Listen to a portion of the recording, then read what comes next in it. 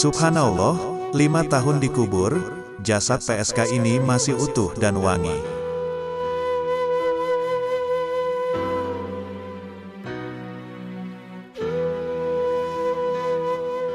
Seluruh warga kampung sudah muak dengan tingkah pola Mawar. Ya, Mawar Lia Amelia si pelacur. Ia hanya dianggap sebagai biang kesialan di kampung. Tidak ada saudara yang bisa membujuk Mawar untuk kembali ke jalan yang benar, karena Mawar tidak pernah mau menggubrisnya. Dilansir eberita.org, sebenarnya Mawar anak yang baik, hanya karena disakiti pacarnya, yang menjadikan ia nekat terjun dalam lembah hitam.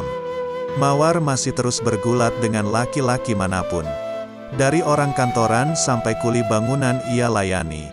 Mereka bebas menikmati tubuhnya yang indah, asalkan memiliki uang. Seorang kawannya menunjukkan jalan terbaik, melampiaskan dendam Mawar pada laki-laki, pada keadaan yang kejam terhadapnya.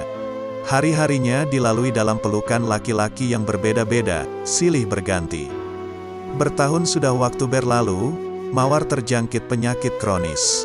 Tidak seorang pun, kawan, saudara, atau tetangga desa yang peduli padanya, apalagi menengok melihat sakitnya. Bahkan ketika meninggal pun dianggap biasa saja. Layaknya kematian binatang, Mawar tidak dikuburkan dengan layak. Orang kampungnya memang termasuk kolot, jasadnya saja tidak boleh dikuburkan di pemakaman desa. Terkuburlah Mawar, sang pelacur pada suatu tempat di tanah kosong. Dia dikuburkan ala kadarnya oleh seorang teman dekat sesama pelacur. Dian meratapi kematian Mawar seorang diri. 5 tahun sudah waktu berlalu dari saat itu. Saat penguburan Mawar, tidak seorang pun yang mengenang Mawar. Mawar hanyalah satu potret yang harus dirobek dari sejarah kampung, dari riwayat kampung yang teramat kolot. Yang masih menganggap kesalahan fatal, adalah hukuman seumur hidup bagi si pelaku. Apalagi bagi seorang Mawar, yang tidak berdaya apa-apa. 5 bulan yang lalu kampung tersebut geger. Kampung di mana Mawar terkubur dengan begitu saja, tanpa tata cara, tanpa ritual. Sebuah proyek besar untuk pembuatan jalan tol, kebetulan melewati kampung tersebut, juga melewati kuburan Mawar. Bulldozer yang memiliki kekuatan ratusan ton, tidak mampu menembus tanah di mana Mawar dikuburkan. Berkali-kali moncong bulldozer diarahkan, berkali pula orang terkesima. Karena tanah itu bagaikan batu karang yang teramat kokoh, tidak tersentuh sama sekali. Namun saat gali dengan cangkul petani biasa, tanah itu begitu mudah dikeruk. Seakan tidak pernah terjadi keanehan apa-apa. Semua mata terbelalak menyaksikan jasad yang masih membujur, dengan kondisi tubuh yang masih kelihatan segar, tidak seperti layaknya mayat yang sudah terkubur 5 tahun lamanya. Bau harum semerbak tercium dari jasad itu, harum yang lain dari parfum manapun. Harum yang belum pernah ada sebelumnya di bumi. Harum yang keluar dari jasad seorang Mawar yang sudah terkubur 5 tahun lamanya. Teman saya yang kebetulan sebagai mandor di situ, ikut kaget dan bingung juga. Semua warga gempar. Oleh penduduk, dilacaklah keberadaan si jasad.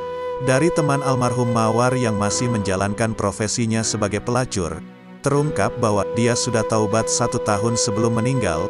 Dia tidak menceritakan taubatnya itu kepada siapapun, termasuk kepada saya, ujar Dian, teman dekatnya Mawar Lia Amelia.